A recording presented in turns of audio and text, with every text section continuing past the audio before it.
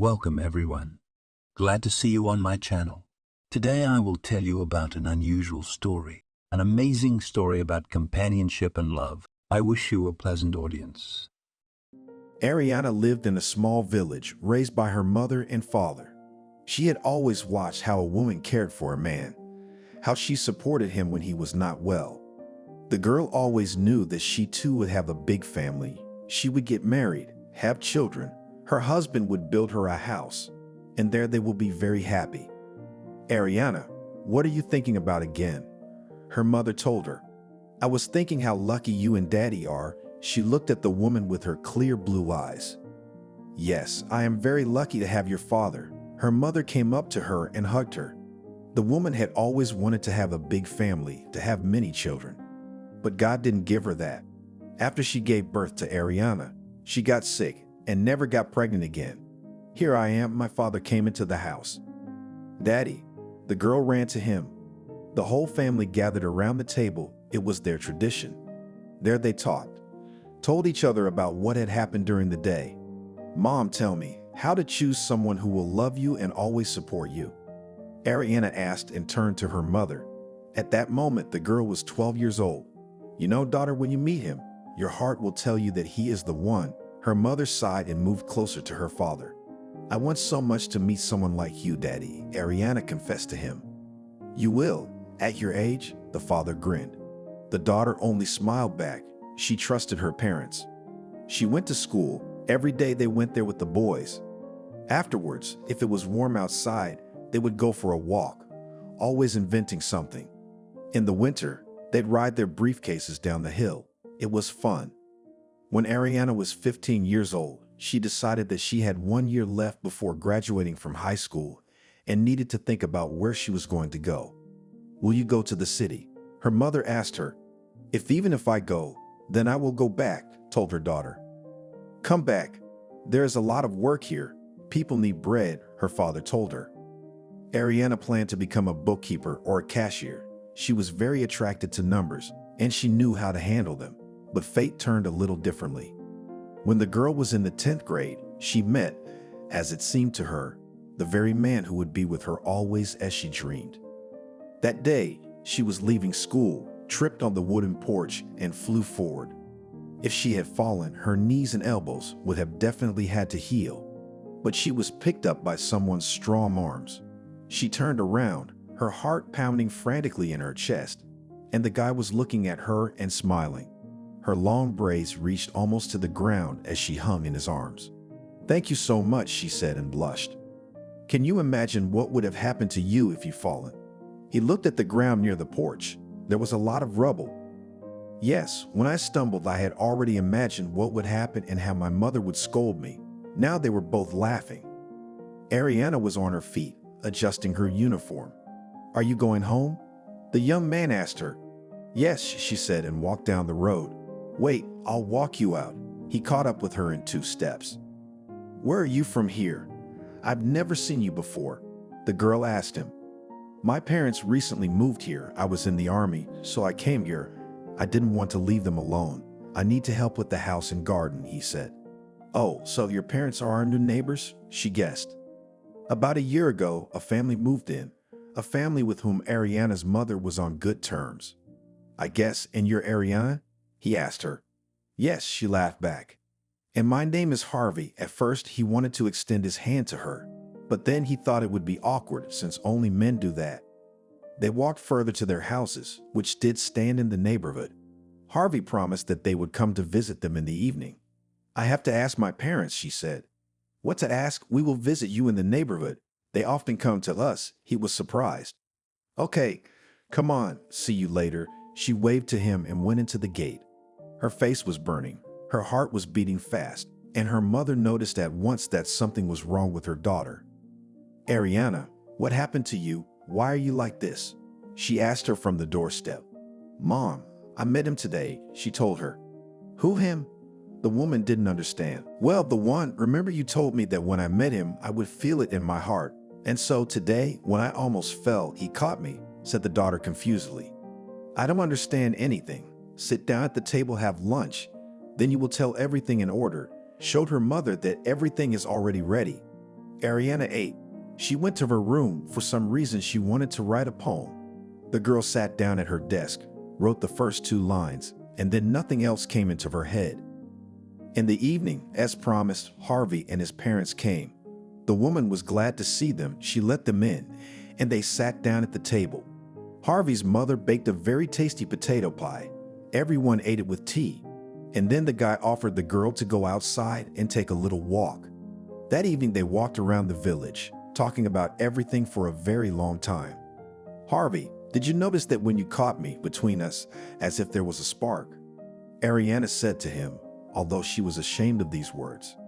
"You wouldn't believe it. I was far away from that place, but it was like I felt something and I was drawn there." They stopped.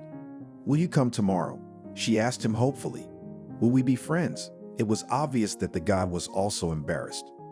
After these words, Ariana was not so much shy of the young man anymore. He walked her to the gate, where his parents were coming out. They all said goodbye and went home. "Mom, did you see him?" Ariana said to the woman. "Yes, of course I did, and I saw the way you look at him and how his eyes shine." She kissed her on the top of her head. Ariana continued to study. Harvey met her after school every day, walked her home. In the evening, they would walk and talk about the future. "I was going to go to the city after school," she told him. "What's there to do in the city?" The guy didn't understand. "I don't know. Everyone wants to go there. And I also wanted to, of course. Then I promised my mom to come back." For some reason now she was ashamed of these words. "I won't change your mind. If you want to go, I'll follow you. But I think there'll be plenty of work here." He pointed to the office. "I know that without you," Ariana thought.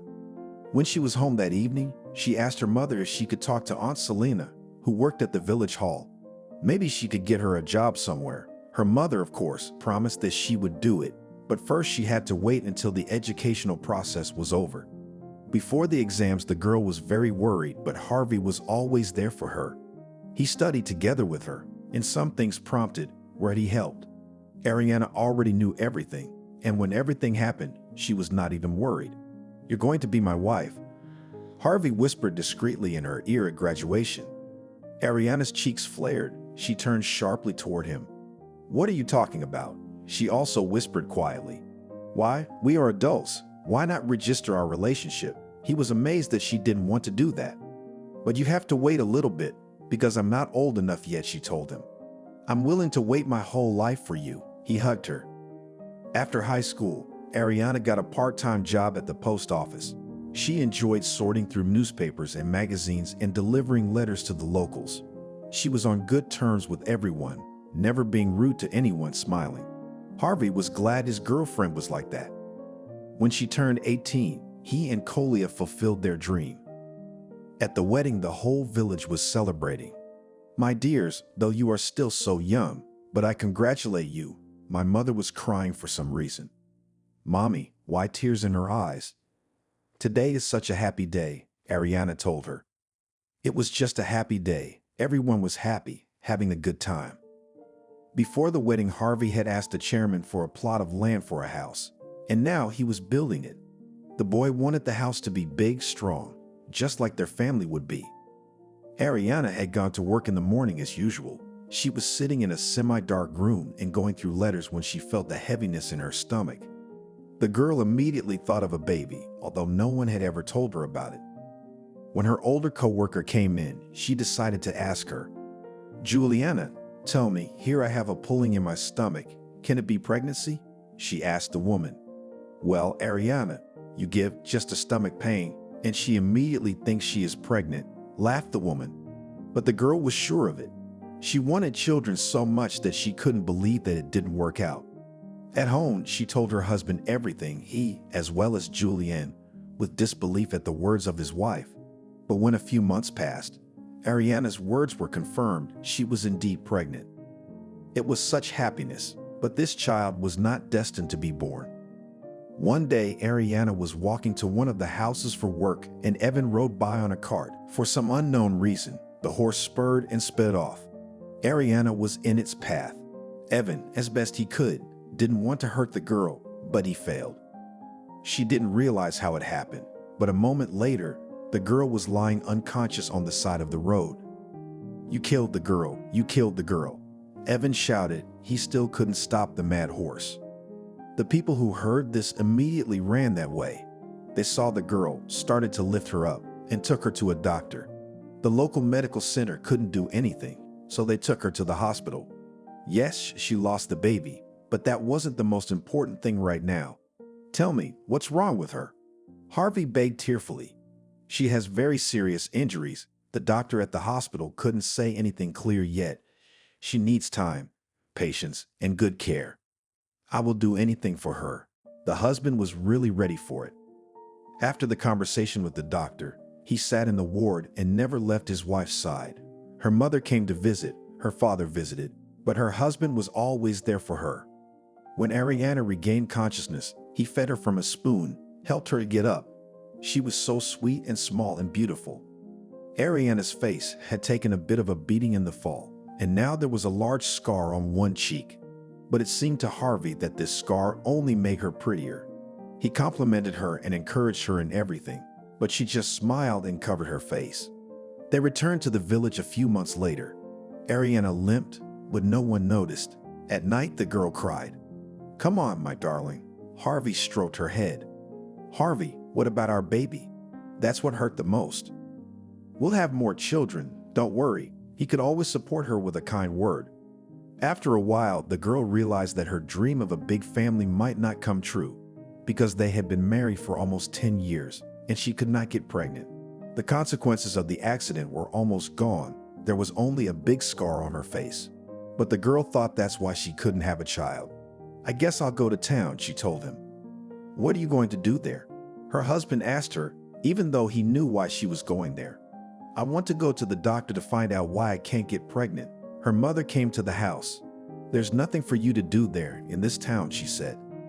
"Then what?" Ariana was getting desperate. "So today you and I will go to your grandmother Jessica's house in the neighboring village," her mother told her and took her daughter's hand to support her. "What can she do, your Jessica?" Ariana really didn't believe that some otherworldly force could help her get pregnant. She remembered that a few years ago, her husband had told her about a baby from the orphanage, but she didn't want to think about it yet. Ariana agreed with her mother, and together they drove to a neighboring village. It was indeed said about Jessica that she healed people, helped them in different life situations. The woman and the girl entered the house. Ariana immediately saw Jessica sitting at the table. She wasn't that old, though everyone called her a grandmother. "So what took you, wench, so long to come to me?" she asked her. "I don't know," the girl was confused. "Come on, come in, I'll solve your problem." The grandmother took out some herbs, whispered something on them, smoked them, gave Ariana to drink some tincture. After that, she said that everything would be all right. Ariana left Jessica's grandmother. She looked at her mother and smiled. "So, did she help you?" The woman spent the whole time outside the house. Yep, just like that, they were coming home. Harvey was looking forward to it. He still loved his wife and was willing to do anything for her. A year passed, 2, 3, 5. There was no change in their family. One day, Ariana decided to make glass. She added bread and breadcrumbs to the container, and when she began to add the leaven, she felt so bad that she had to run outside. "What's wrong?" Her husband ran out to help her. "I don't know, it got so bad." She looked at him. Harvey saw that Ariana was very pale. "Why don't we go to the medic?" He suggested she go. When they arrived, the man who was supposed to help Ariana smiled. "Well, Ariana, your dreams have come true," he told her. Everyone in the village knew how much she wanted children and that she couldn't do it. It couldn't be. Ariana almost fainted. Indeed, she was pregnant. Harvey carried his wife in his arms. Now he wouldn't let her go anywhere. She couldn't even go to the store. He did everything for her. They went to the hospital before the appointed time. Everything had to be perfect. The whole pregnancy, the woman felt good. Nothing was going to happen. She was sure of it. Her stomach started to feel tight in the evening. Ariana told the doctor she was looking forward to meeting her firstborn. When the baby's cry sounded in the room, the doctor congratulated Ariana on the birth of her baby, her son. The woman lay and cried. After that, she did not leave the baby for a minute. When they returned home, the whole village celebrated the event. "Now I am the happiest person in the world," she told Harvey. There was a lot of crying in the house, but Mom was always there. She had waited so long for this moment that she tried to stretch the time while the baby was small. Ariana loved to sit by the crib and tell stories and poems to the baby. When she heard the mother's voice, she would quiet down. After the birth of her first child, not even a year passed before Ariana felt sick again. She turned to her husband, looked at him with big eyes. "It can't be," he said. "Harvey, I'm so happy. Did Grandma Jessica really do something for me then? Or was it just self-hypnosis?" She hugged him. "I don't know what it was, but I'm happy too." He held her close. And this time it went exactly the same way as the first time. Harvey did all the work himself. He wouldn't let his wife do any of it. She was only taking care of the baby and preparing for the second one. She was in the hospital again, although nothing bothered her, but the woman was worried about her son, how he was there without her. She would sooner give birth and go home, she said to her neighbors in the ward. "And how did you just decide? The first is still small, and you are all ready for the second?" Surprised young girls. "I have dreamed about it all my life, and now everything is coming true," Ariana said quietly. She already knew, when she started to feel a little tingle in her lower abdomen, that everything was starting. She still hadn't forgotten after the first time what to do, so there was no problem. And this time the boy showed up. "There you go, Barry. Soon you'll see your brother Mickey," Mommy was telling the little lump in the maternity ward, and Harvey was walking under the windows. He didn't want to be shown his son or anything. He was just happy for his family. There were 4 of them in the house now. Alyosha was already making confident steps, talking, and Barry was lying in his cradle. Grandmother often came to visit her grandchildren, but she could not hold them in her arms for long because she was ill. No sooner had they rejoiced at the birth of their second child than there was grief in the family. Ariana's father died. It was very painful, but she did not get upset and did not cry. She was afraid that the milk would disappear. After that, her mother moved into their house. There was enough room for everyone, and the extra hands came in handy. "I wish we had another girl," Harvey said to Ariana at night. "Thank God for that." She looked in the corner where the icon stood. "A girl would be nice," Harvey insisted. Ariana was happy. Mickey went to kindergarten. Barry was in his grandmother's care. Ariana wanted to go out to work. Harvey didn't mind. He always agreed with his wife. But Ariana had to work only 6 months because after that time she felt pregnant again. She wondered why it had never happened before. Apparently, it was necessary that you had to have children now, her mother told her. Yes, if only 10 years earlier, the woman sighed, but she didn't want to do anything. If God gives a child, it must come into the world. And again, she was in the same hospital. The doctor smiled when he saw her. "You come here often," he joked. "As long as I can, I will give birth," the patient calmly answered him. Nothing new happened. It was still the same room, a long corridor where she had walked when everything started. And for the 3rd time, Ariana had a son named Billy. The baby was born painful, but the doctor convinced the woman that she shouldn't worry too much. But Ariana was still very upset and let him be an invalid, but that it would not affect his life in any way. There was another family member in the house. The older boys were already helping their father with some things. They were doing something funny, stomping their feet, eating at the table. Father and mother were happy about it. One day, Mickey came home from kindergarten with a broken nose. "What happened?" Mother didn't understand. "It's nothing." The boy waved his hands, playing with the kids. The woman saw that she was raising very good sons. She realized that she had to give them education, show and tell them everything that she herself knows how to do. Harvey was directly involved in this as well. When the boys were in school, his father told and showed them how to drive a car, a tractor. They studied some details, all of which could only be admired, which is what Ariana did. Her mother was already very old. She had been lying down for a long time, and the woman took care of her. But she was gone at some point. Ariana cried. Her children and husband supported her in everything, but there was no time to grieve for a long time. It was necessary to work, bring up children, and everything else. While they were at school, the boys planned to stay in the village, not to go anywhere, to help their father and mother, as well as their collective farm. But the older the boys got, the more often their thoughts changed. And now that Mickey had finished school, he had to go to the army. His mother was very upset about it. "Mickey, be careful," she asked him. It wasn't a peaceful time. There was a fierce war going on in some places. "Oh, mother, don't worry. Everything will be all right," he promised her. The boy left. He wrote letters about how and where his days were going. Told about the new friends he met. The whole family would write him back. His mother, too, would post everything that happened during the days that there were no letters. She was very worried and looking forward to her son. Mickey was coming back from the army. The train was stopping in town. When the boy got off on the platform there, he decided to take a little walk. Some friends came with him and he stayed with them. "So, Mickey, maybe we could go to a cafe and meet some girls," his friend suggested. "I don't mind," Mickey said. He was not often in the city, only when he and his father came to the store. So now he was interested in everything. With his friend, they went to some cafe. There were really young girls there. They were brightly painted and dressed the same way. Leshka liked it all so much, he approached one of them when they sat for a while. "Hi," he said to the girls. "Go to your buddy." One of them turned around. "And I wanted to meet you." He was naive. After not much persuasion, the girls finally agreed to meet. They moved to the table with the guys, and the evening continued with the four of them. "You're not like the rest of the town," Nancy said as Mickey walked her home. "What's that? Handsome?" he guessed. "Fuck you," she waved at him. Mickey was proud of himself. It was the first time he'd ever walked down the street with a girl.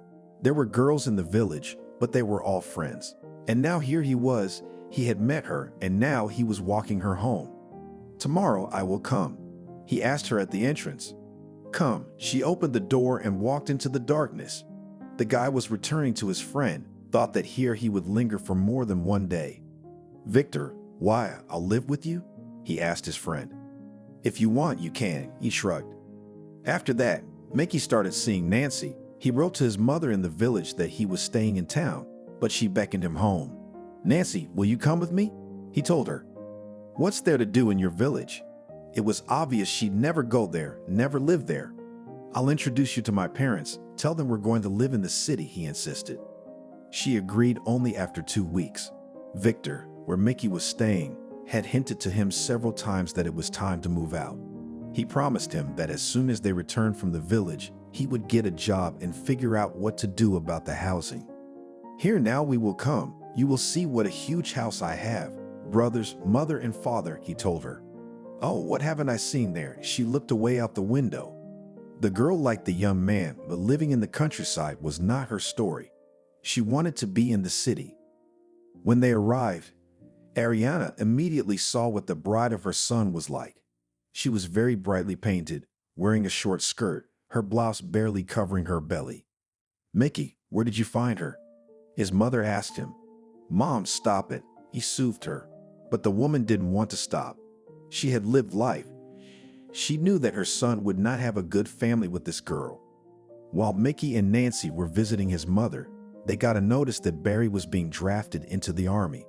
"How could it be? I haven't had time to meet one, and already the second one has to be sent," the woman lamented. But Barry was ready for it. He looked at his brother and wanted him to be the same. In general, boys from childhood repeated everything after each other. The send-off was over, and Barry left for the army. Mickey and Nancy went into town. There the boy went to apply for a job with the police. They took him in, even gave him a place to live. Now he and Nancy had a place to live. "So, my dear, marry me." He brought her home a ring. "How long did you think about it?" She looked at him. "What's the matter?" Mickey didn't understand. "How long have I been waiting for that ring?" She hugged him. "My mother suggested we get married in the country. There's more space there. All the relatives and acquaintances." But Nancy didn't want it. She wanted her wedding to be in a restaurant, to be upscale. Harvey and Ariana and Billy came along.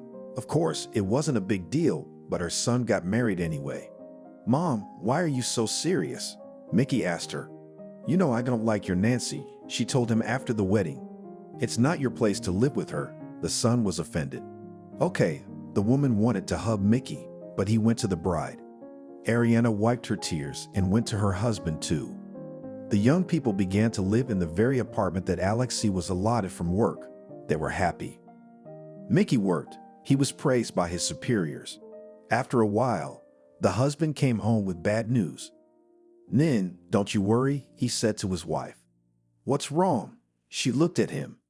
"I'm being sent to a hot spot," he replied. "How can that be?" She came over and hugged him. "Now everyone goes there in order, so don't worry. I will definitely come back." He was afraid, because already several of his comrades had gone there and did not return. "Will you tell your mother?" she asked.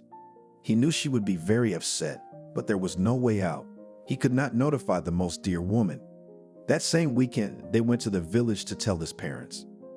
Ariana, as soon as she heard it, immediately began to sob. She didn't understand why he had to do it, putting himself in danger. But the guy said that a lot of people had already left work, so it was his turn. Mickey left. Nancy was left home alone. Some time passed and the girl found out she was pregnant.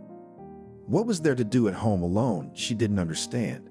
The girl put aside all her pride and the rest, got ready and went to Ariana's house in the village. "Hello," she stood on the doorstep of her mother-in-law. "Come in if you're here," she told her. "You know, Mickey has left and we're going to have a little one soon." She touched her stomach. "Oh, what a joy." Ariana clapped her hands. "I'll be a grandmother soon." There was a lot to be happy about, but there was also a lot to be happy about. One son was in a hot spot, and the other was in the army. Nancy decided to stay with Ariana, who helped her with everything. "I'm sorry for the way I acted before," the girl told her. "It's all right. All young people are like that." The woman smiled. She had grown fond of her daughter-in-law, and now she didn't think of her as she used to. There was no news from Mickey at all. The women were very worried about that. They asked him at work, but they were kept in the dark. Nancy was very upset and cried a lot. "Are you crying?" Her mother came into her room. You know, her hormones were playing up, and now she was so worried. She didn't believe Mickey would come back. Nancy was called to the station. When the uniformed man saw her rounded belly, he couldn't get a word in edgewise. "Talk already." She couldn't stand it. It looked like she was going to faint. "Your husband died heroically," he told her. "What?" Nancy's eyes widened. She staggered. "Please calm down." He handed her a glass of water. "What did you just say to me?" She couldn't believe what she was hearing. "Excuse me, please, but I had to tell you that." The policeman didn't know how to justify himself. Nancy sat down on the chairs that stood there. She was in such shock that she couldn't even cry. Various thoughts ran through her mind, the main one being how to inform her mother. How would she react to this terrible news? But it had to be done. Mickey's colleague had written down the address where the body would be delivered, promised that everything would be done. After that, he saluted and went to his office. Nancy had to go back to the village, but she didn't know how to do it. She went to the station, bought a ticket, but not for the immediate future, but for the evening. Until then, she thought about how she would bring bad news to her husband's house. When she arrived at the village, she stood for a long time near the gate, not daring to go in. Suddenly, she saw Harvey walking down the street. "Nancy, why are you standing there?" he asked her. "I don't know how to get in," she replied. "Is something wrong?" He tensed because he saw his sister-in-law's eyes crying. "Yes," she answered quietly and didn't know how to say the next words. "That's it. Let's go to the house. You can tell us everything there." He took her under his arm and led her into the gate. Nancy sat at the table, eating no food, touching nothing, just staring at one point. "Why were you called in?" Ariana was in the kitchen. "Mickey's dead," she answered simply, still not taking her eyes off where she was staring. "What?" Ariana felt as if her heart had stopped. "I also reacted there," the girl replied. The mother sat down on a chair. It was as if the house was short of air. Harvey handed her a glass of water. He too could not take in this information, but held on. When the zinc coffin was brought to the house, then everyone believed it had really happened. Mickey was buried by the whole village. A lot of nice words were said, but it couldn't help his mother. Nancy was taken away by ambulance from the event. "I don't know how to live without him," the wife said when she returned to her mother-in-law's house. "Nancy, this is our shared grief and we will get through it together." They sat hugging each other in the kitchen. "We should write Barry," Billy said one day. "Don't you dare," his mother turned on him. Why, he'd have to know his brother was gone, the boy wondered. "He's there now, and they might take him there too." And he was repeating everything after his brother. He'll go, they'll bring him back too, said the mother, not knowing that her words would be prophetic. Nancy gave birth to a baby girl. It was such a joy for Harvey, for he had longed so much for a daughter. He never left her side. I should probably go to town, she told her husband's parents. What are you going to do there? Stay here, it's so nice. Get a job somewhere. We'll look after our granddaughter, Ariana begged her. I can't stay here. Everything reminds me of him. Nancy began to cry. But she stayed anyway. Ariana got her a job at the same post office where she'd once worked. She and Harvey stayed home and only had her granddaughter to take care of. It was time for Barry to come home from the army. He also came with a girl. It is not known where they met. The family sat down at the table. When the boy learned about what had happened to his brother, he cried. Why didn't you write me? He shouted. Son, believe me, it was necessary. His mother came up to him.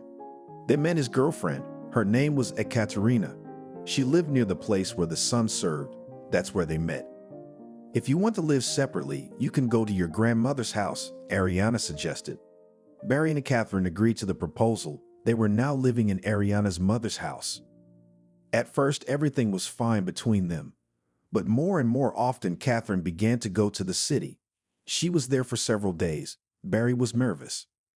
Once the girl left once again, she was not there for a long time. Barry even went to look for her, but could not find her. The guy was very psychotic and decided that he had nothing more to do here. He went to the military enlistment office and asked to be taken to serve under a contract. Barry, no, cried his mother, and knelt down in front of him when he told her this. I'll go and avenge Mickey, he said. Please don't, Nancy joined the woman. Why are you so afraid for me? Nothing will happen to me, he was smug. Ariana knew there was no changing her son's mind. She was glad that Fidyushka was released from all this for health reasons. He did not go to the army. Barry also left home, and soon Nancy moved to the city. So there we are, you and I alone in our old age, Ariana said to her husband. What about me? Billy looked at them. And you, son, are with us. His mother hugged him. For some reason, she felt so sad that she couldn't put it into words. Lately, the woman had been crying a lot. She didn't understand how such a happy family could fall apart so quickly. Don't be sad, Ariana. There will be a holiday on our street, Harvey told her. But her mother could not help it. Tears rolled from her eyes. Barry had stopped writing. She worried about her son. You know him, he hasn't written to us since the army, Harvey reassured her. Mom, Dad, stop grieving. Meet Sabrina, my fiancée. As if at a concert, Billy presented his girlfriend. Jesus, Billy, where are you going? Mom got up from her chair. Why, everybody's allowed and I'm not? He wondered. She'd known Sabrina since she was a kid. The girl was 2 years younger than her son. She was in contact with her parents, so the girl was warmly welcomed into the house. Every day Billy walked with her. His parents were happy for him. Well, and you said sick. And he looked. His father was also happy that his son had found a bride. Billy did not wait long. After a short time of their communication, he proposed to the girl. The parents on both sides approved of the marriage. The wedding was played by the whole village. Although the mother was not so cheerful, but she tried not to show it. When everyone was about to go home, a girl who worked at the post office approached Ariana. She took her hand and looked her straight in the eye. What? Ariana tensed. Barry, she said. Barry what? The mother didn't understand. Missing, the girl muttered. I don't understand. The mother sat down on a chair. Missing, a telegram came. The postal worker explained. It came today. She handed her a small piece of paper. Ariana looked at the girl for a long time and then covered her eyes with her hands and began to just howl. Tears were no longer enough to mourn this grief. Ariana, what's the matter with you? Harvey ran up to her at once, but she went on. Then the man spoke to the girl and she told him everything. They went home in silence. Nobody knew what to say to each other. We won't bury her, the mother said at once. Bury who? Harvey didn't understand. No one, he's gone, and let him be gone. He's gone, and he doesn't write letters, she answered her husband. It seemed as if his wife had gone mad, but he said nothing. Harvey tried to keep his cool, but inner worries made themselves felt. One day the man became ill. He was taken to the hospital, and from there he arrived lying down. It was even more difficult for Ariana now. She was worried about everything that had happened and also had to walk behind her husband, who could not even get up. "Harvey, honey, why did things happen like this?" As if someone had jinxed her, she sat crying by his bedside. "I'm sorry," he told her. "Why should I forgive you?" She fell on his chest. "Because he couldn't die, but he condemned you to such agony. He kept thinking about it." "What are you talking about? Come on, you died too. That's all I need." She started to tell him off. It was all very sad. "How are Billy and Sabrina doing?" Harvey asked. "What's up with them?" "They're fine," the woman said. Billy and Sabrina had actually moved into the same house where Grandma used to live. They were planning their lives, wanting to become parents. "Billy, let's go fishing," his wife told him. "What are you doing fishing? It's already cold outside." He laughed back at her. "Why, we'll catch fresh fish. I'll make a pie," she promised him. But Billy didn't understand her zeal. "You're so imaginative." He picked her up in his arms and spun her around. Paula laughed. She loved her husband very much. Ariana was glad that at least her youngest son was doing well. She went to visit them every day, bringing home-cooked meals. "Mom, I want to go to work," her son once told her. "What are you doing? What kind of work with your health?" The woman was afraid for him. "You said the same thing. I do everything around the house." He pointed to the cabinets, which he had recently made himself. "I don't know, you can try," she shrugged and turned away. The next day, they went together to a man who ran a sawmill in their village. "Hello, Nanny," she approached him. "Hi," he smiled. "Listen, Billy wants to work. Will you take him on as a helper?" Ariana didn't like to ask, but she wanted to do something nice for her son. "Of course, I always need workers." He was glad that the boy wanted to work. The next day, the boy came on shift. It was confusing at first, but he got the hang of it. "Ariana, can't we at least put a cross on Barry?" her husband asked her. "Why?" She didn't understand. "To have a place to come and remember," Harvey cried. "I'll think about it. My mother's been more quiet lately. So come on, let's try to get up." Now that there was no one else in the house but her and her husband, she decided to help him. It was difficult, but they tried. And after 6 months, the man could sit up in bed. It made it very easy to take care of him. Billy and Sabrina came to visit his parents over the weekend. They planned to heat the bathhouse and then all sit around the table together. The parents were happy when their children came to visit them. They tried to do everything for them. Right now, Harvey was sitting in bed, talking to Sabrina. She worked in the library, read books, and told the man different interesting stories. "Bath is ready." A young man entered the house. "Son, you should at least eat," splashed his mother's hands. Lately, as he went to work, lost a lot of weight. "He will succeed," he smiled. Understandably, it was obvious that her co-workers didn't believe her. Nancy prepared herself for the meeting. Robert was handsome, successful, and young. She didn't know what they would talk about, but as the hour passed, the girl calmed down and went on taking her time. She was in the driveway when he pulled up to her. "Hi," he got out of the car and opened the door for her. "Already saying hello," she chuckled. "Get in." He helped her in. "Thank you." No one had ever looked after her like that before. They drove to a restaurant that was the only one in this town. Nancy suddenly began to worry. What if he asked her to do something later for this dinner? She didn't mind meeting Robert, but she knew absolutely nothing about him.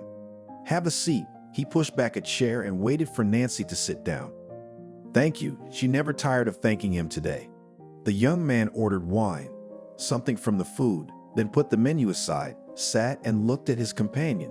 "What?" She was embarrassed. "Nothing, just looking at how beautiful you are." He took her hand in his. "It feels good." She lowered her eyes.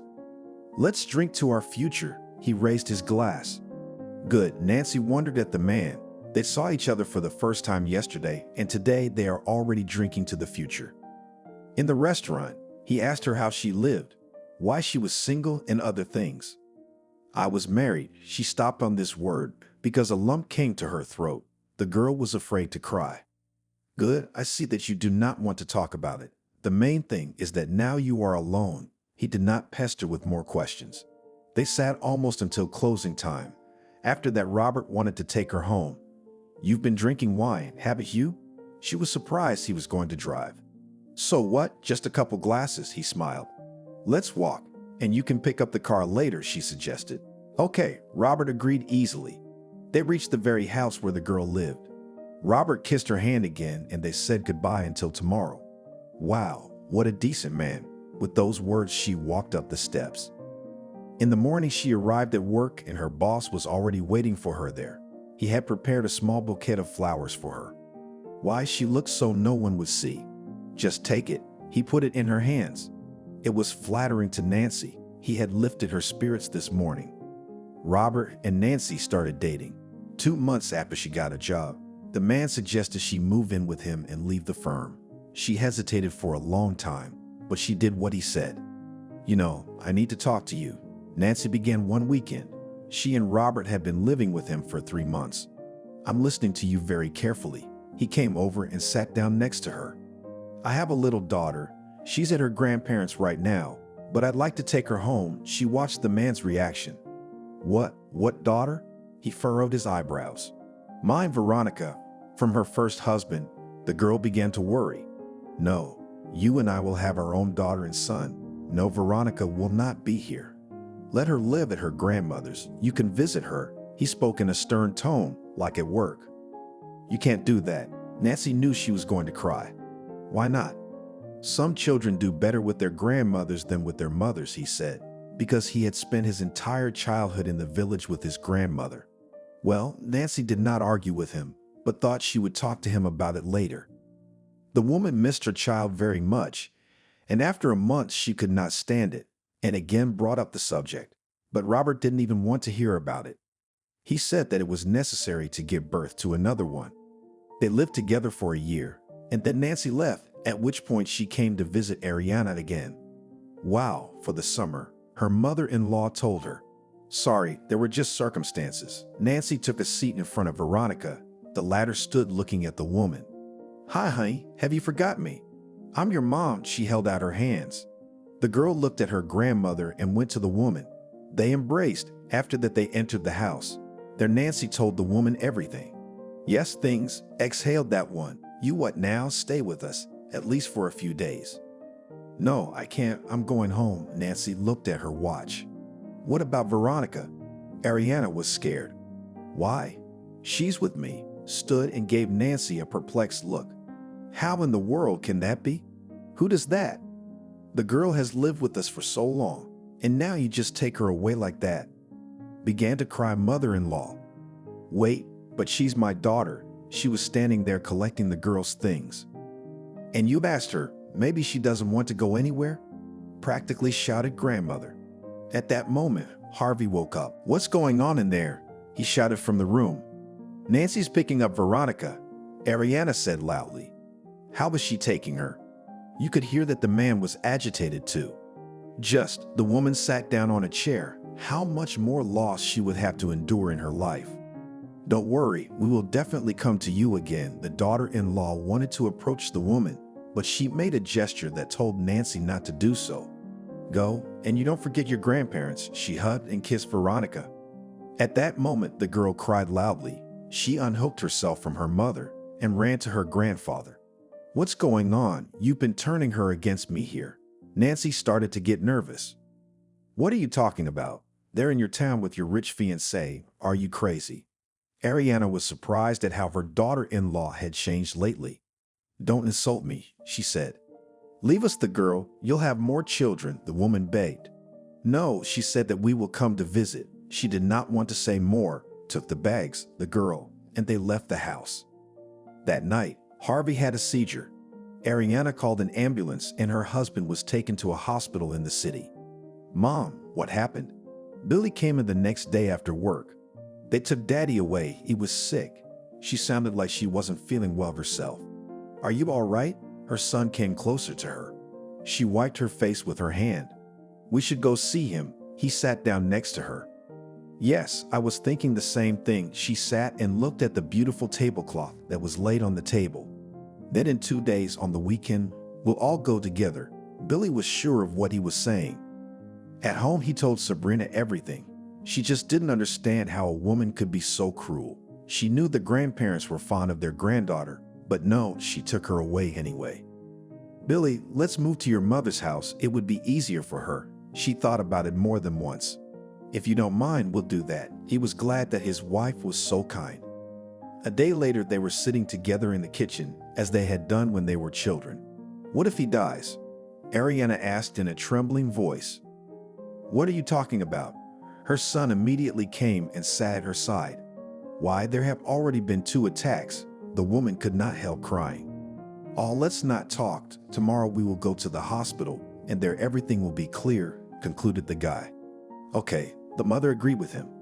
In the morning, before the trip, Ariana decided to go to the cemetery to her son. She sat there on a bench, cried, and told what had happened. After that, she looked at Mickey's picture for a long time and thought that she should bring Dimka's picture here too. When she had to leave for the station, Ariana said goodbye to her son, kissed the picture, and left. Where have you been so long? Billy was afraid I'd be late. Went to the cemetery. She saw that the bus was not yet there. Why then was her son so nervous? But she knew that Billy did that a lot. They arrived, talked to the doctor. He walked them to the room. Harvey was lying on the bed. Everything they'd been trying to accomplish for so long was gone at once. The man lay there again and did not move. Harvey, his wife, came up to him and kissed him. I'm sorry, he barked again, but now his speech was very slurred. Enough already, get well soon. We'll take you home, she whispered to him. I'll try. He even tried to smile. They returned home. No one talked about anything. They all realized that now there was no time for that. Do you think Barry's really dead? The mother started the conversation first. Why would you think otherwise? Billy didn't like these conversations. Then Mom was like a crazy person. I don't know. Doesn't my heart feel like it's gone? She put her hand on her chest. I don't have anything to answer you, Billy shrugged. Fine. I wanted to take Dimka's picture to the cemetery today to talk to them there, Ariana admitted. It was about time Billy, like Harvey, also wanted to put a cross on his brother. Okay, we'll deal with that later. How are you doing? It was as if Ariana had reorganized herself. She got up and started to put the kettle on and put something on the table, and rightly so, since they hadn't eaten since this morning. We're doing fine, Sabrina said. I don't see anyone small and barefoot running around the house, she hinted to them, for the umpteenth time, that they were slow with the children. Mama, we'll let you know as soon as we get something, Billy looked at her. Yeah, I know you, she was trying to be perky. Then they all sat down at the table, drank tea, and ate delicious potatoes and meat. In the morning, Billy and Sabrina would go to work, and Mom would do the chores. What are we going to pick up, Dad? The woman asked her son and daughter-in-law a few weeks later. He was discharged. Sabrina was happy. Yes, they said they could take him home, Ariana cried. Mom, don't get so upset, Billy hugged her. I won't. I feel sorry for Harvey. He can't cry in front of her. He thinks he's a burden. She wiped her tears, which were almost gone. They were back at the station, waiting for the bus. They had to hire a car to get back, but it was no big deal. Harvey, his wife, entered the room. He turned his head and looked with such sad eyes that the sobs came to his throat again. Leave me here. What do you need me for? Cried Harvey presently. Don't you remember what we promised before the altar? For better and for worse, for better and for worse, for the rest of our days. She went over and put her arms around her husband. You're a saint. He pressed his cheek against her. I just love you. She tried to lift him up to transfer him to the wheelchair, but couldn't. She had to call Billy.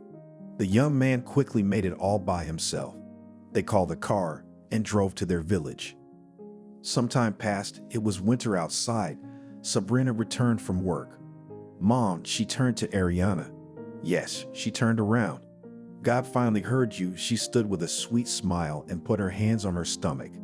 No way. She walked over to her sister-in-law and hugged her. Just don't tell Billy. I want to tell him myself, the girl asked. Okay, I'll go tell Grandpa. She headed for the room where Harvey lay. Now that they had a stroller, she could walk with him. Honey, she sat down on the bed and put her hand on his chest. You're going to be a grandfather again soon. This was happy news. Harvey was getting worse every day. Ariana left him. She was cooking dinner and humming to herself. Billy came back from work. She looked at him and smiled. Go see your wife, his mother told him. What's wrong? He's a little wary.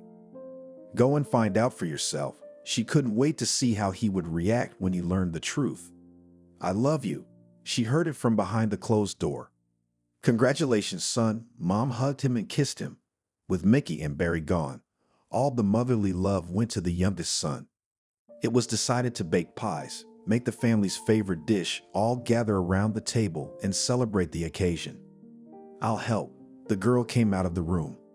Thank you, thanked her mother. You're welcome. The daughter-in-law was not difficult to do household chores. But when I was pregnant, I couldn't even go to the table. It was so... Okay.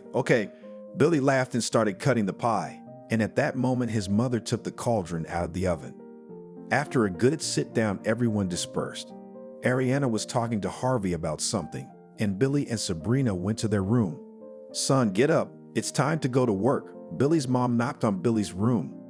I am all ready. She heard his voice and went to prepare breakfast. Things were getting better. The daughter-in-law was going to work. She had nothing left before her maternity leave.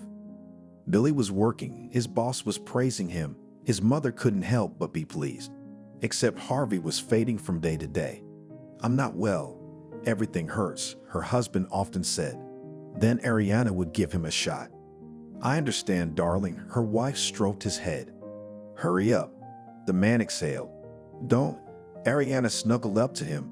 Let him be like this, but he's home. He's lying there talking to her. She forbade herself to even think of anything bad. Months passed. Sabrina was already on maternity leave. Soon the family would have a baby. Ariana had prepared a corner in the children's room for the baby to be brought in, and everything was already in place. The daughter-in-law started packing for the hospital. Are you sure you have everything packed? Worried mother-in-law. Yes, she pointed to the bag. To make sure, Ariana started to check everything. He and Billy sent the girl from the station together. The son wanted to go with his wife, but the mother talked him out of it, said she'd go when it happened.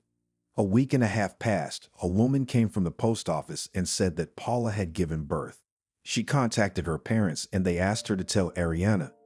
Billy, Mom ran into the room. Happy news, you're a daddy. He started running and jumping. Then he packed up and went to see his wife. They were gone for a few days and then they came back. Ariana had already notified all the neighbors that they would soon have a party. Ariana couldn't look at the baby. He looked just like her eldest son. Mom, did you see? He looks just like Mickey, Billy immediately told her. Don't tell me, she stopped him. Okay, I understand how hard this is for you, her son agreed with her.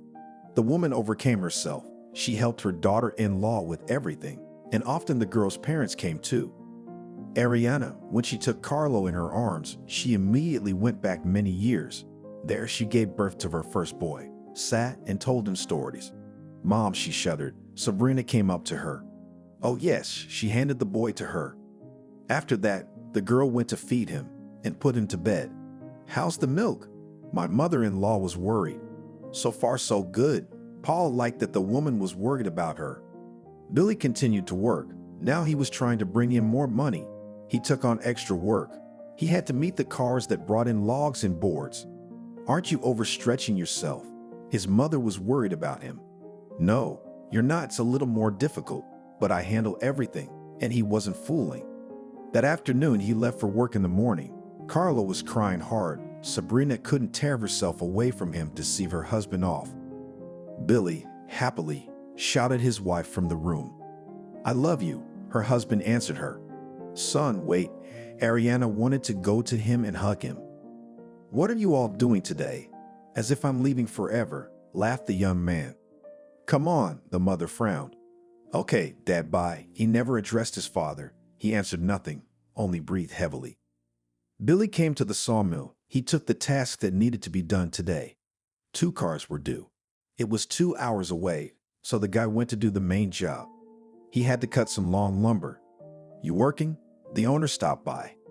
Yeah, he looked up at him. Well, don't forget about the cars, the man reminded him. Billy hadn't forgotten about it. He finished and went to the gate. He saw that the cars were on their way. All that remained was to meet them, show them where to stand, and then pile up the boards. Billy had everything calibrated. He waved to the driver, who followed his directions.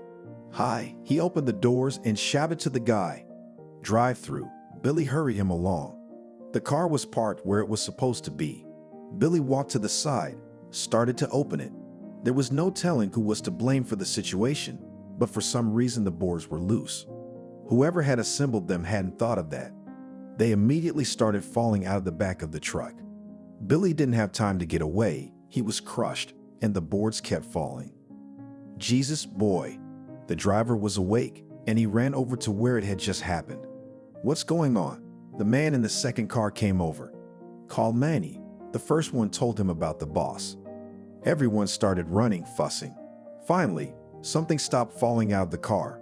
Nanny was already here by then.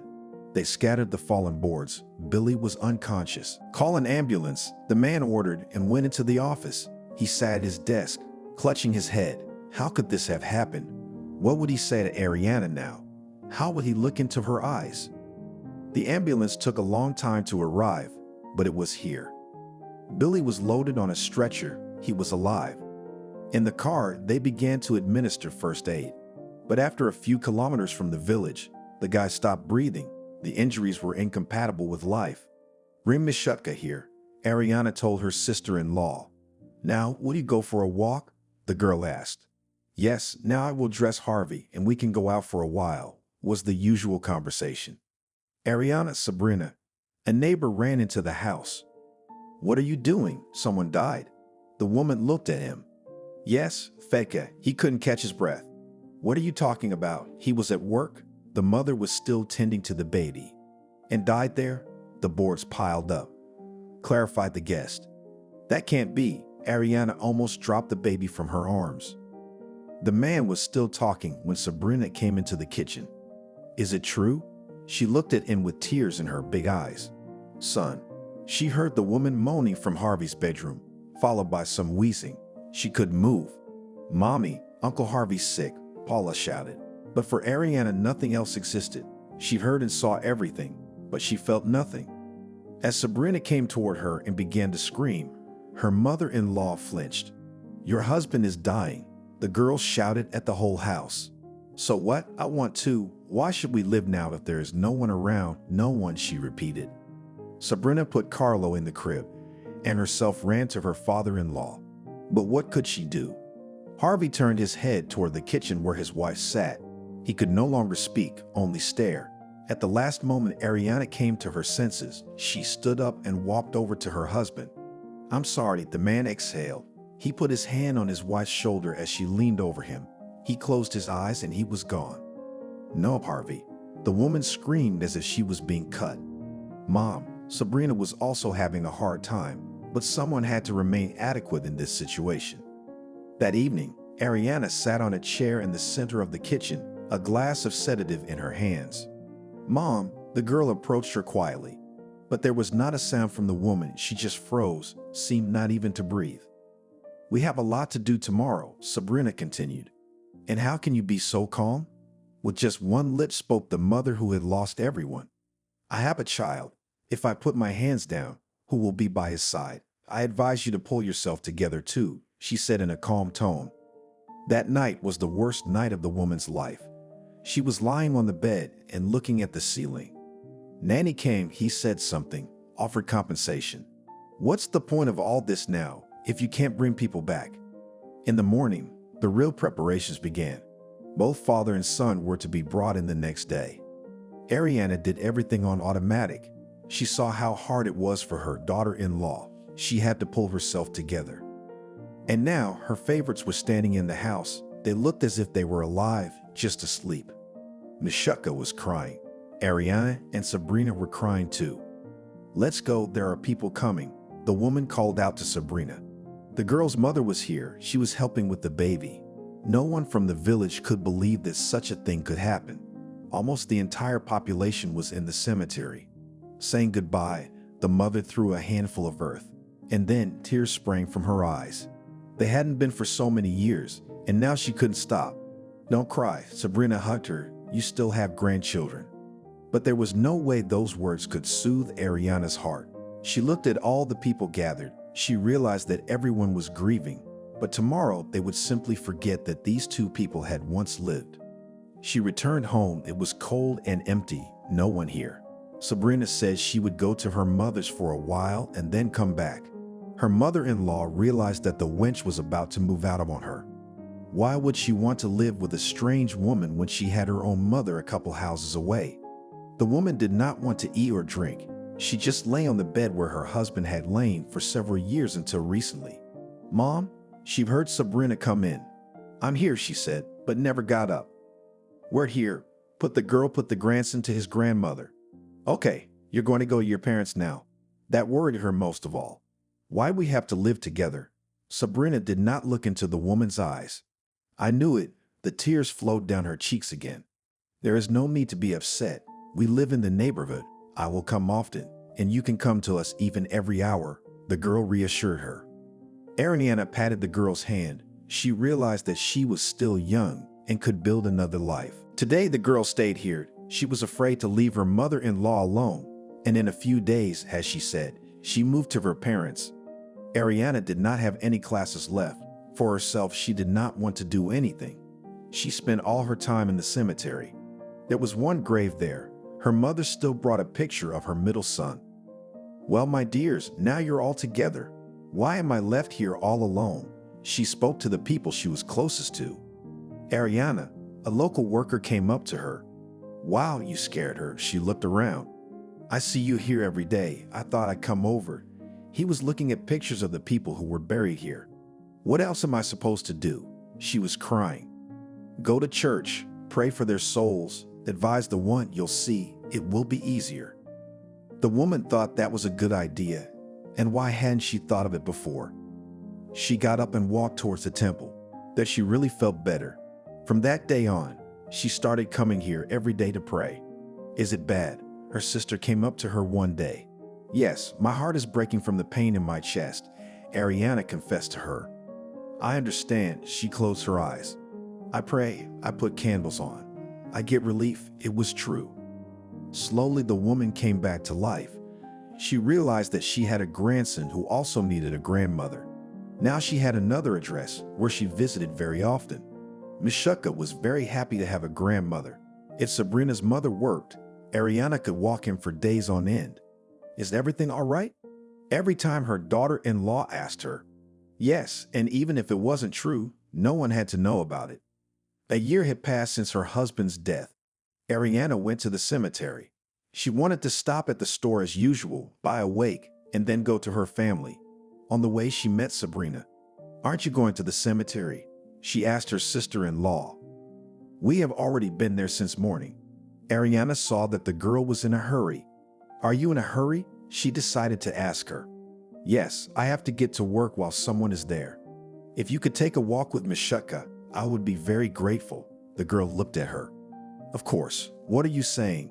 You should have brought him right away," smiled Ariana. To walk with her grandson, she did not need to beg. Paula left. She was gone for a long time. Ariana began to look at her watch. She thought it would be late to get to the cemetery. "I'm sorry I'm late." My daughter-in-law came up behind her. "It's okay. I don't care when I get there." The woman went where she was going. She entered the fence, and almost immediately the man who had told her about the church came up to her. "Could I sit here with you for a while?" he asked. Yes, she didn't mind having someone to keep her company. Ariana herself started to clean up the graves. She did everything and only then sat down. The whole time the man was silent.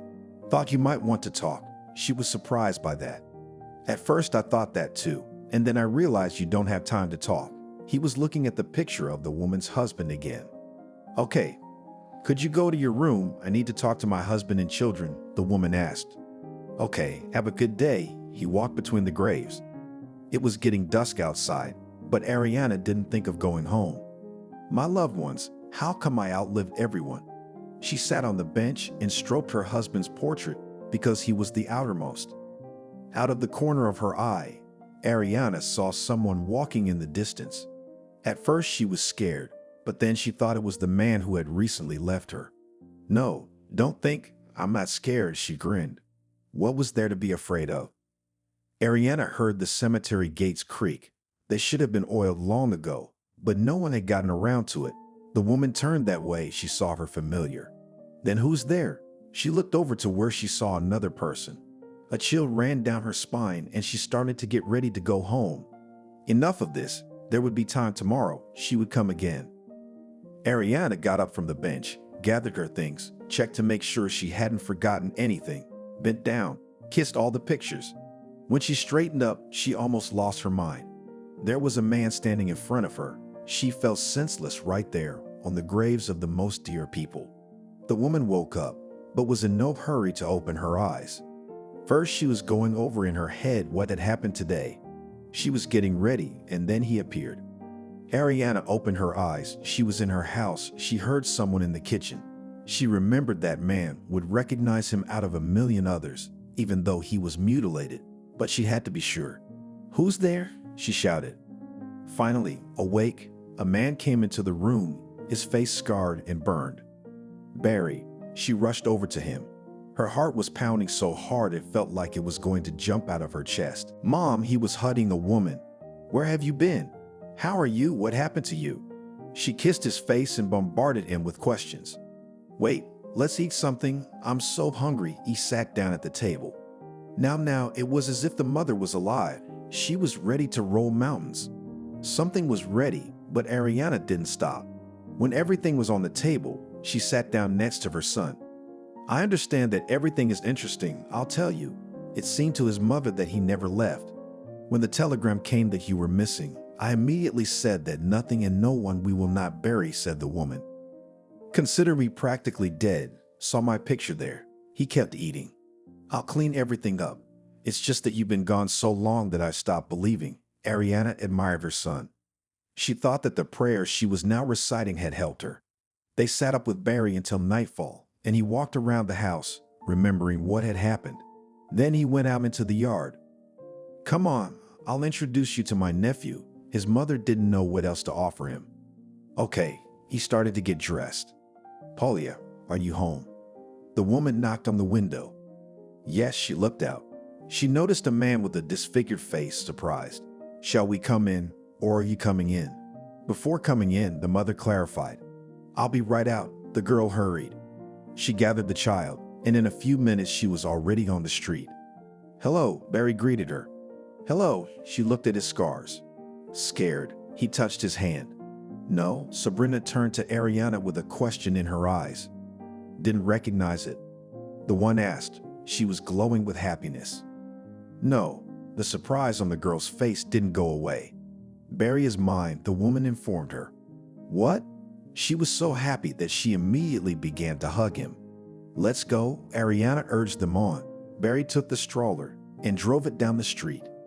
In the house they talked for a long time, but everyone wondered only one thing, where he had disappeared for so long. "I hate to remember, but you'll have to tell me everything. It was scary." He lowered his head. "If you're not ready for it now, then you don't have to tell. When you realize that you have to do it, you'll talk it out." His mother came to him. "Okay, let's sleep together tonight, and then we'll see." He looked at Sabrina. They stayed with him a little longer. At first the boy was afraid of the scary uncle, but then he was eager to take him in his arms. In the morning, Barry went out into the yard, where everything was in disrepair. He flooded the bathhouse and began to remodel the place. Mother saw it all. She sat and smiled. That night, Ariana couldn't sleep. She didn't believe it could be. So there is a God, because he heard her mother's suffering. Her son had returned. "Mother, make some tea. Make it strong," Barry said. She went straight to the stove.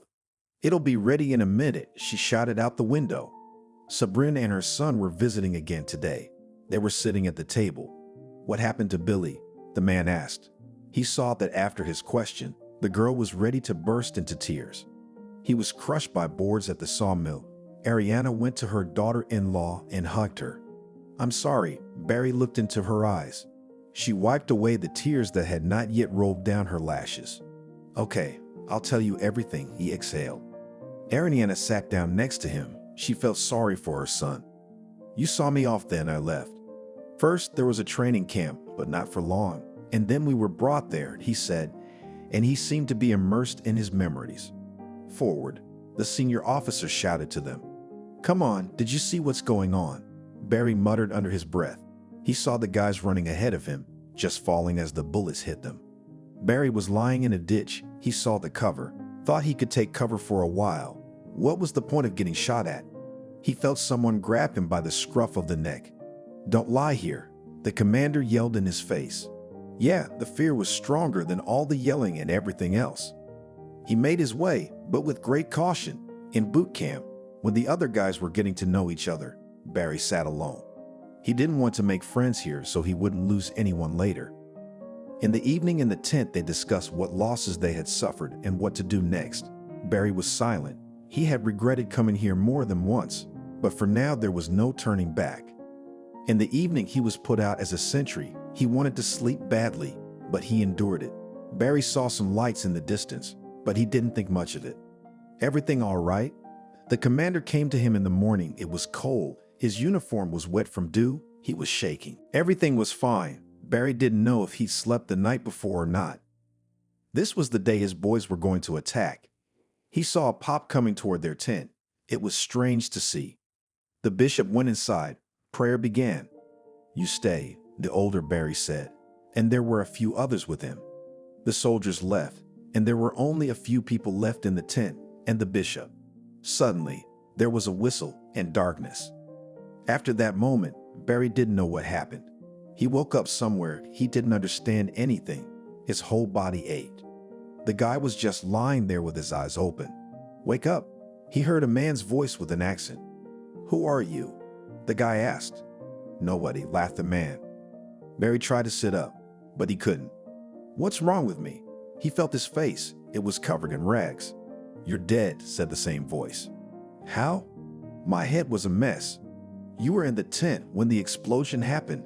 I don't know how you did it, but everyone was blown apart and you were thrown far away." He walked over to where the guy was lying. "That's rough." Barry fidgeted on the bed. "Don't move, you'll hurt yourself," he warned him. The young man continued to lie there. He tried to remember who he was, how he'd gotten here in the first place, but something was going on in his head. It seemed that here it was. The thought came, but immediately ran away. "Dad, is he awake?" He heard the girl's voice. "Yes, come and see," he answered her. A pretty young woman approached Barry. She leaned over him and started checking his bandages. "I don't know," he wanted to shrug but couldn't. "You have multiple fractures, burns on your face, and shrapnel wounds," she mumbled. "How did I survive?" It was a mystery. "Thank her," a man approached. "What?" Barry was surprised. "The daughter always pities everyone she can help. She does it right away. And you even dragged you to the house." It was heard that the father was not pleased. "What's your name?" She was sitting next to him. "Me." He was silent and rolled his eyes. "Don't you remember?" She shook her head. "I don't know." The boy was confused. After such injuries, it was to be expected. She touched his forehead, lifted his head, looked at the wound on the back of his head. "I remember." He was still trying to catch his thoughts. Perhaps she didn't know it herself. After that, the girl nursed Barry every day. "Daddy, he should be given a name," the girl said. "What do you like?" He came up to her. "I don't know, maybe Tony." She looked to see if he'd say yes or no. "Okay." He pressed his lips together and went somewhere else. "Your name's Tony." She went back to Barry. "What? How did you know that?" He flinched. "I made it up," she laughed. "What about you?" After he moved a little, a pain so sharp it blew tears out of his eyes. "Tony," she blushed, but the guy didn't see it. Every day she sat next to him, telling him something, showing him pictures. Barry just lay there. He never remembered anything. A month later, he could sit up on his own, but Tony still helped him with everything. "Will you get up?" After 2 months, she suggested it. From the street, she brought a rake on which the guy stepped. On the other side stood she. Barry gathered all the strength he had left in him, tensed up, and stood up. His legs were in a lot of pain. "I can't." He sat back down on the bed. "Okay, bear with it some more," she agreed. And again, all the days they are together, she tells and he listens. The girl was very pretty. The guy didn't understand what she was doing here, decided to ask about it. "My mom was very sick, so my brother decided to become a doctor and help her. Got in, went to school, helped us the whole time. After graduation, he came back to do everything for the woman he loved the most. At that moment, I also went to medical school, but I had time to finish only 2 courses. when my father came to pick me up and told me that my mother was dying. I came back to take care of her. We could not save her, she died. After that, my brother left. From that moment, we did not see him. Dad was having a very hard time. That's why I stayed with him. I thought if I left like my brother, Dad would get sick too. Tony was crying. It's okay. Barry didn't know what to do to support her. It's okay. These moments of weakness come often, but I'm hanging in there. She smiled and wiped away her tears. I'm ready, Barry said suddenly. For what? The girl wondered. To stand up, he spoke confidently. You're in pain, aren't you? She realized he might not get up for a while. So what? I'll manage. He was so energized by the girl's strength that he was ready for anything. Hold on, she put her shoulder to the side. It hurt a lot, but he stood up. Tony looked up at him. She could see him clenching his teeth and breathing hard, but standing. You'll be running soon, she promised him. Why did you decide to help me? He wondered. After the explosion, the militants ran to finish off the survivors. I spotted you near the bushes, dragged you there. They didn't notice, and then I dragged you home. She didn't look at him. How did you do it? I'm thin but not light. It was true. On a piece of tarp, it was hard, but she did it. My relatives are probably looking for me, Barry suggested. You don't remember anything at all? She asked this every time. You know, it's like a thought comes to mind and it's not there. He couldn't explain it. They'd talk like that for hours. That's what they did. When 6 months had passed, Barry was already getting up normally, walking with a limp, but it was already progress. He helped the girl in her business, and he didn't neglect his father either. What a good boy you are, Tony praised him. Look, if it wasn't for you, he would shut up and just stare into her beautiful eyes. Once they were alone at home, which happened a lot, his father was away all the time. I've been living here for a year. Why don't you try looking for my relatives? What to look for? She was already thinking about it. He touched her cheek, where there was a terrible scar. Don't, she took his hand and pulled it away from her face.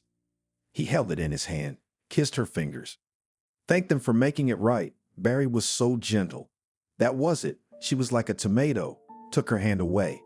I like you, the guy admitted, because there's no one else here. There's nothing to compare you to, she laughed. Do you think your father will agree to let you marry me? He asked the girl a question. I don't know. I have to ask. She turned and looked at the front door. I'll do it today, the boy promised. When the man returned, Barry challenged him to a conversation. Daughter, do you want it too? He inquired of her. Yes, she was ashamed to admit it to her father. I don't know, he's Orthodox, her father doubted. Then the boy and the girl decided to live together like that. The father himself blessed them. You're so good, Barry said to his as he called his wife. And you, Allah once sent you to me, she purred in his ear.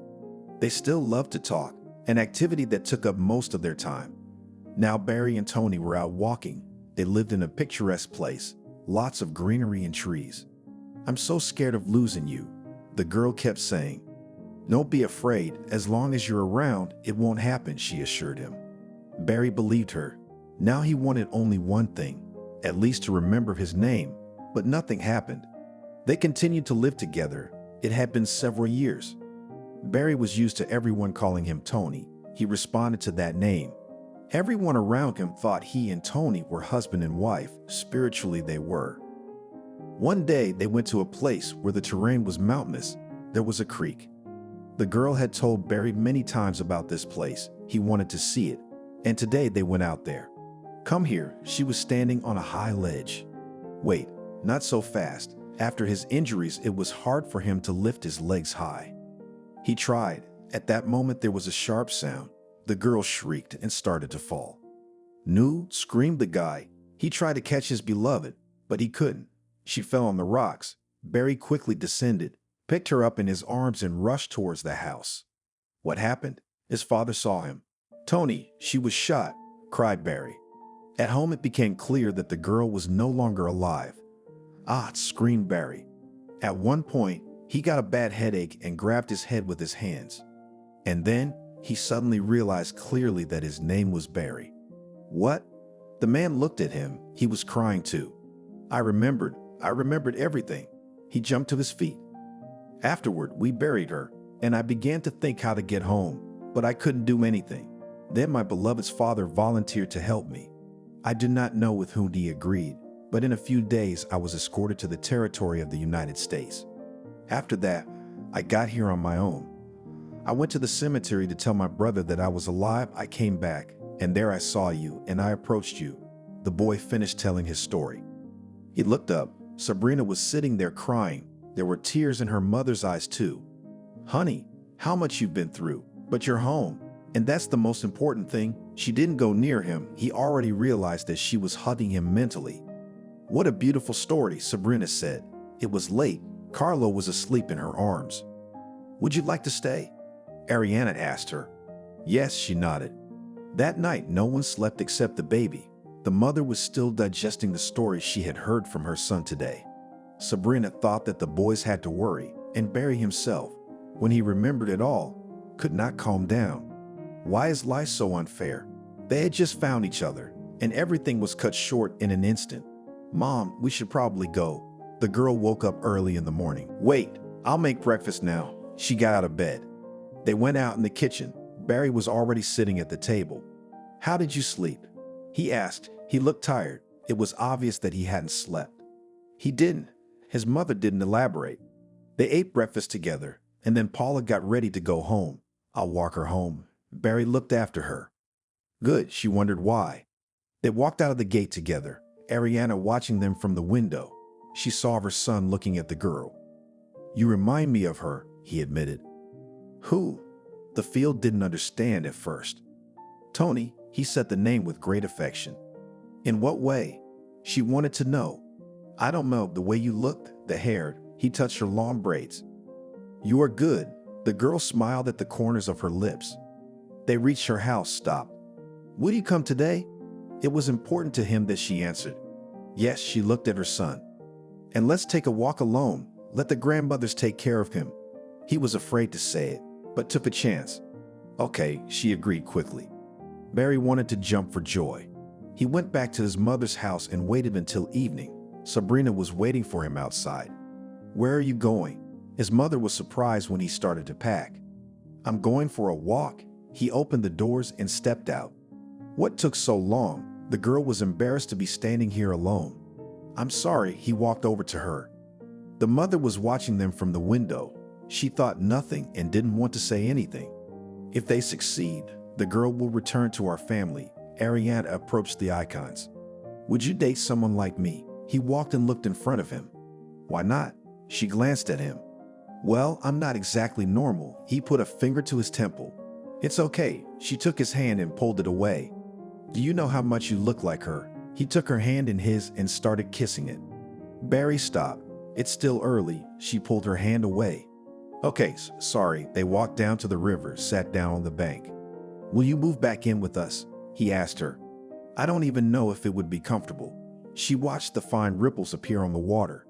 "Would you like to live at Grandma's house?" He noticed that the wind was picking up too. "We used to live there with Billy," she said sadly. "Billy's gone, but you're alive. You have a baby to raise. I'll help you," he promised. "Okay, I think we're rushing things." She stood up, realizing it's gonna start raining. "Run, it's going to start raining." He grabbed her hand and pulled her towards the house. "Wait, I'm going to fall." She couldn't break free. Barry stopped. Already slower, they managed to run away before the rain. He left her outside the house. He went to his own place. "Do you want to go out with Sabrina?" His mother asked him from the doorstep. "Do you mind?" He froze. "No, we need to go to the cemetery to talk to Billy, so he won't be offended," the woman said in all seriousness. "Are you serious?" Barry tried to smile, but the scars did not allow it to do it fully. "Of course, I generally go there for every trifle and consult." She poured boiling water into mugs. The next day, Ariana, Barry, and Sabrina came to the cemetery. They sat on a bench, their mother talking to the monuments. Suddenly, a man Ariana already knew appeared. "Hello." He took a seat with them. The family responded to the greeting. Next, they talked to Barry. The man marveled at the miraculous return. "For years, I've been looking at your picture here, and now here you are, sitting next to me, alive." The man gestured vigorously. "And come and visit us tonight." The young man invited him. "If you invite, I will definitely be." He looked at Ariana. "Why did you invite him?" The mother spoke sternly on the way back. Did you see the way he looks at you? It was clear to the son. Really, she started laughing loudly. Why? More years. Why not feel happy in your old age? Barry said all this and believed his mother deserved it. In the evening, Michael came to them.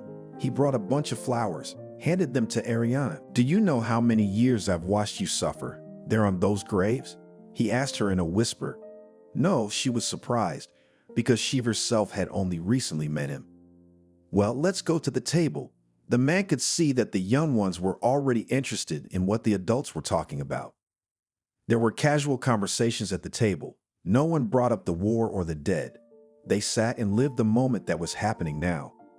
Ariana, I like you. Let's communicate. Michael looked at her and waited for an answer. I don't even know. She shifted her gaze to the children. Agree, her son prompted her. Good, she, as a girl began to blush. After these sit-downs, Barry and Sabrina started dating, as did Michael and Ariana. Old men, and yet the woman knew that the village was starting to talk about them. Paid no attention to anyone. He didn't care about the gossip. A year and a half had passed since Barry's return. As he wanted, together with Sabrina, they moved into the house where his grandmother had once lived. It was a decision made to keep his mother and her boyfriend from living together. Daddy, are we going out today? Carlo ran up to him. Of course, dear. He lifted the boy and put him on his shoulders. Will you marry me? He whispered to his beloved. Am I definitely Sabrina to you, or do you live with me and represent her? It was a very important question. What are you saying? Of course you are you, my favorite. He liked to take her in his arms and twirl. She was so fragile. He wanted to protect her from everyone. Okay, I agreed. She kissed his cheek where the scar was. Barry was always embarrassed afterward. He thought she was disgusted by it, but she purposely showed him it was okay. You know, I don't like that. He was embarrassed. It's okay, love. She raised her hands and ruffled Carlo's hair. Mommy, he shouted. Beloved, you're ours. Mother was happy. Daddy, shouted the boy. Aha, I am your real daddy. They agreed that when Michael grows up, they will be sure to tell him about his real father. From now, let him grow up and know that his uncle will be his father temporarily. Are you ready, my love? He wanted to look into the room, but she didn't let him. Wait, I'll tell you when I'm ready. She put on a white dress. They stood, so beautiful. Finally, Sabrina smiled an open smile. She had a ring sparkling on her finger and a trustworthy man by her side. Barry looked out into the hall. His mother and Michael looked as if they had gotten younger when they started living together. Ariana went to church and the cemetery that way. She would tell her sons and Harvey how they lived, what was going on in the house. You don't mind, do you? She asked Michael, who was usually waiting for her at the gate. No, if you feel like doing it, I'll never mind. He loved the woman.